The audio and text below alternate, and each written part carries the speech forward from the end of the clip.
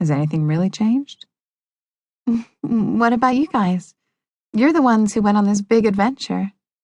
Serena looked into Nate's eyes and edged her fingers closer to his on the settee, where they were huddled together.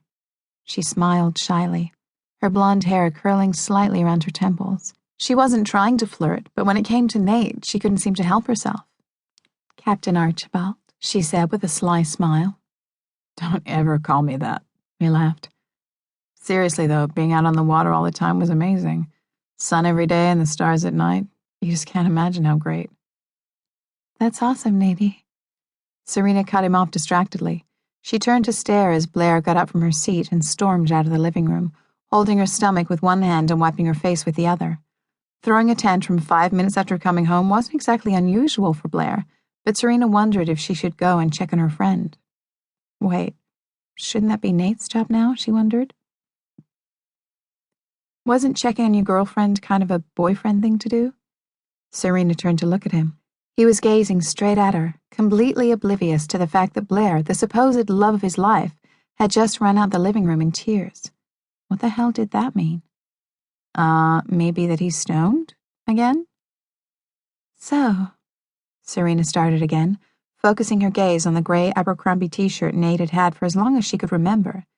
Anything to avoid looking up into his glittering green eyes.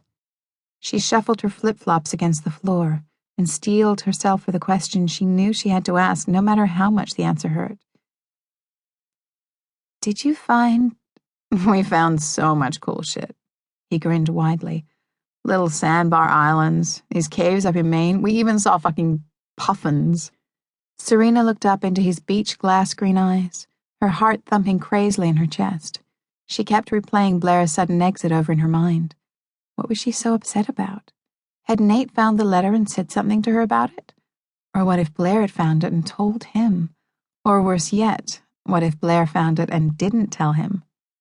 What if Nate loved her too and that was why he wasn't running after Blair? Or what if the letter was still nestled in the glove compartment of Nate's father's Aston Martin, unread, all her questions unanswered? It was really amazing, he said, speaking slowly the way Nate always did when he was happy or relaxed or stoned, which was basically all the time. I didn't want to come back. Just looking at his angelic face, she couldn't stand not knowing what had happened to her letter, not knowing whether or not he knew. She had to say something. Serena smiled weakly. Nate, did you ever find... Just a minute, you two! Eleanor appeared before them and sat down, wedging her skinny butt between them on the way too small for three settee. Serena and Nate both inched over, not that they had a choice. It was either move or have Eleanor sit on their laps. She linked one arm through Serena's and the other one through Nate's, a mischievous look on her face. The overpowering scent of Eleanor's Chanel No. 5 made Serena feel like she was in a department store. I'm so glad to get the two of you alone, Eleanor whispered conspiratorially, as if they're all planning some kind of top-secret mission. I'm working on a surprise for Blair for the party. It's a slideshow of Blair's life, kind of like a greatest moment so far thing. She smiled brightly, turning her head back and forth to look at Serena and Nate as she spoke, like she was watching a tennis match.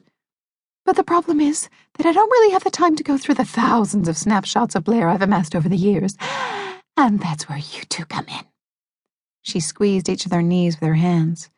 I need you to go through the immense stack of albums and choose some appropriate photographs, but I'm afraid we're on a bit of a deadline. I need them by next Friday, the latest. Serena tried to glance at Nate over Eleanor's head, but when she leaned back on the couch, Eleanor leaned back too, fanning herself with her hand. But remember, this has to be a top-secret mission, you two, so no telling Blair. Eleanor's loud whisper reverberated off the living room's paneled walls, and she held her finger up to her mouth. Hush, hush. Serena tried not to giggle. Eleanor was terrible at keeping secrets. She always managed to tell her children what they were getting for Christmas before she'd even bought their presents. Most likely she'd tell Blair by tomorrow, if Blair hadn't already heard their entire conversation. Nate just nodded mutely. He never said much in Eleanor's presence. She was far too overwhelming. To keep listening to this audiobook, I've left you a link in the description so you can do it, at no cost thanks to Audible's 30-day free trial.